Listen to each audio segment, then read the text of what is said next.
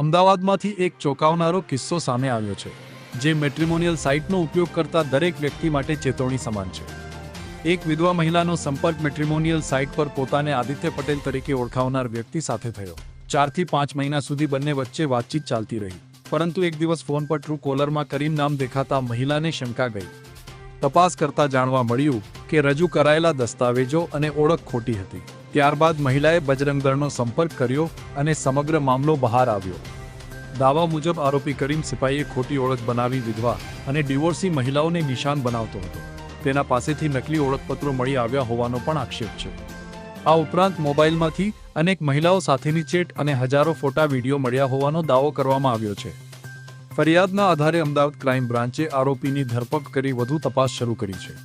પોલીસે અપીલ કરી છે કે મેટ્રિમોનિયલ સાઇટ કે સોશિયલ મીડિયા પર અજાણ્યા વ્યક્તિ સાથે સંપર્ક કરતા પહેલા તેની ઓળખ અને દસ્તાવેજોની સંપૂર્ણ ચકાસણી જરૂર કરો. AB+ news Ahmedabad.